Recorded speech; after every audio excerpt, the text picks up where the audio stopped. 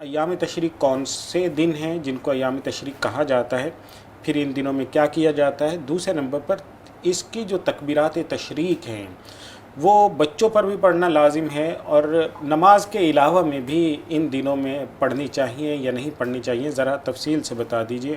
عبدالصمد صاحب نے کراچی سے معلوم کیا۔ جی بسم اللہ الرحمن الرحیم۔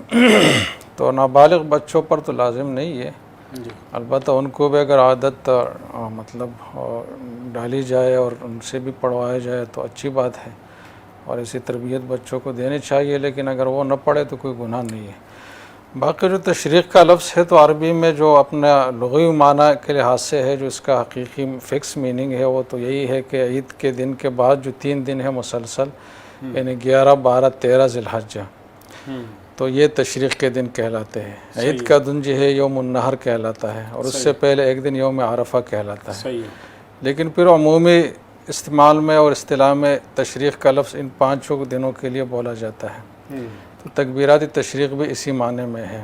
صحیح بات۔ تکبیرات تشریق جو ہے ذی الحجہ کے 10 دنوں میں بہت زیادہ باعث فضیلت عمل ہے، اور اس میں بلکہ صرف تکبیرات نہیں، ہر عمل بہت زیادہ باعث فضیلت ہے، جیسے کہ صحیح حدیث میں ہے کہ عام دنوں میں جو ان کے علاوہ دن ہیں اس میں جو جہاد فی سبیل اللہ کا جو ثواب ہے، ان دنوں میں ہر عمل پر وہ ثواب ملتا ہے، بلکہ اس سے بڑھ کر ثواب ملتا ہے، صحیح۔ الا ایک آدمی باقاعدہ جان و مال کے ساتھ شہید ہو جائے، فنا ہو جائے، وہ تو اعلیٰ درجے کا ہے، لیکن محض جہاد کے شریک بھی ان دنوں میں جو ہے اتنا اجر نہیں پاتے جتنا کہ اس 10 دنوں میں عبادت کرنے والوں کو ملتا ہے۔ تو اس میں تکبیر مطلق بھی ہے، مقید بھی ہے۔ مطلق کا مطلب یہ ہے کہ دن رات میں کسی بھی وقت اللہ کی بڑائی بیان کی جائے، کسی بھی صیغے کے ساتھ۔ مشہور صیغہ بھی ہو سکتا ہے اللہ اکبر، اللہ اکبر، لا الہ الا اللہ، اللہ اکبر، اللہ اکبر وللہ الحمد، جیسے کہ حدیث میں آیا ہے۔ اس کے علاوہ بھی صیغے آئے ہیں تو کوئی بھی تکبیر کا صیغہ ہو تو اس کا اہتمام کرنا چاہیے، اور اس کا اہتمام زمانے نبوی میں ہوتا تھا، صحابہ کے زمانے میں ہوتا تھا، قرآن میں اس کی ترغیب آئی ہے، اور قرآن میں جو لیذکروا اسم اللہ فی ایام معلومات اور ایام معدودات آئے ہیں تو اس سے مراد یہ 10 دن ہے اور ایام التشریق ہے، جیسے کہ حضرت ابن عباس کی تفسیر میں ہے۔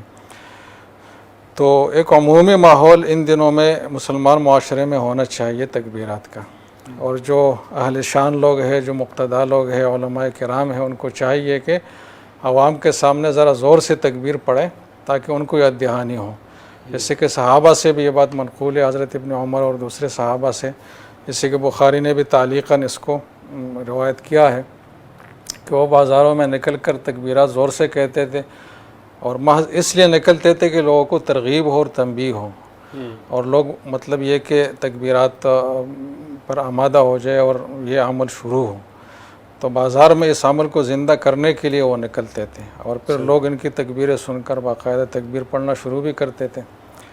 تو ایسا ہونا بھی چاہیے، اور یہ خاص یہ 5 دن ہے کہ یوم عرفہ کی فجر سے لے کر 13ویں تاریخ کے عصر تک، اس میں تو واجب ہے کہ ہر مرد عورت جو بالغ ہے وہ فرض نماز کے بعد ایک بار تکبیر کسی بھی صیغے سے کہے تو ان کے اوپر واجب ہے، اور ایک بار کہنے سے واجب ادا ہو جائے گا۔ صحیح۔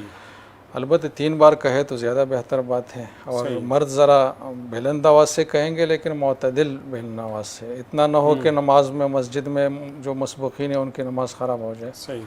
اور خواتین بالکل آہستہ آواز سے کہے گی، لیکن کہنے کا حکم ان کے لیے بھی ہے راجح قول کے مطابق۔ صحیح۔ تو خلاصہ یہ ہے کہ ان پورے دنوں کو تسبیح و تحلیل اور تکبیر سے زندہ رکھنا چاہیے، مسلمان معاشرے میں اس کے ایک رنگ ہونا چاہیے، ان دنوں میں خصوصی مطلب یہ کہ نظر آنا چاہیے کہ ایسا ہو رہا ہے، اللہ کی تکبیر بلند ہو رہی ہے۔ صحیح۔ اور علماء کو لوگوں کو مطلب علماء کو چاہیے کہ خود بھی عمل کرے اور لوگوں کو اس طرف راغب کرے، عوام اجتماعات میں اس کا اہتمام کرے، بازاروں میں کرے۔